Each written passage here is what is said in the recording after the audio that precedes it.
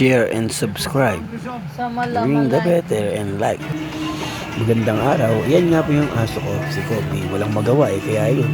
Nag-video-video na lang. Tinignan ko kung paano siya matutulog. Ayun, tulog na tulog.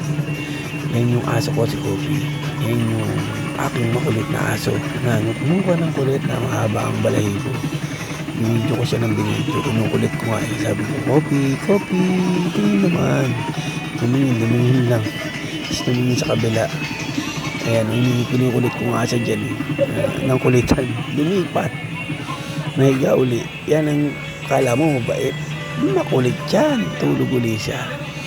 So, hindi ko na siya kinulit. Lumipat ako sa kabila. Alam ko, tulog pa rin yung isa. Si Milo. Yan yung pangalawa kong aso. Si Milo. Kala mo walang alam. Tingin-tingin lang. Pero antukin. May sakit nga pala siya, ubo siya ng ubo. Ilang araw na rin hindi kumakain ng maayos, pero okay lang kasi pag sinusubukan ko naman kumakain naman siya. Tapos niyan, papuntahan ko na. Yung isa ko naman, yung dalawa kong aso nasa labas. Bali, 4 nga po pala sila. 5 nga po pala sila, kaso yung isa ay namatay. Ayan po, yung dalawa kong aso, tulog pa rin. Ito si Bilog. Yan yung magkapatid po sila niyan yan yung isa si Yumi. Magkapatid po sila ni Bilog. Yan yung pinakamatandang aso ko na po. Siguro nasa 7 taon na po yan. Si Yumi. Ito naman si Bilog. Ang laki. Kaya Bilog dahil malaki. Na-stroke nga po pala siya. Kaya siya medyo hindi maganda yung pagkakatayo niya kasi na-stroke siya. 2 beses na po siya na-stroke. Kaya yung bibig niya walang hinto sa paggalaw.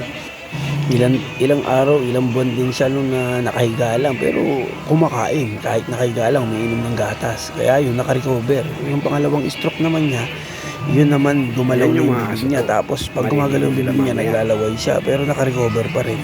Malakas siyang aso ko na yan, si Bilog. Ito nga po pala yung kanilang lugar. Yan yung bahay namin. Hindi ko pa nga naayos, pero pag nagkaroon po ako ng pagkakataon, siyempre, pero ayusin natin yan. Ayusin natin lahat para mas komportable sila at kami na rin.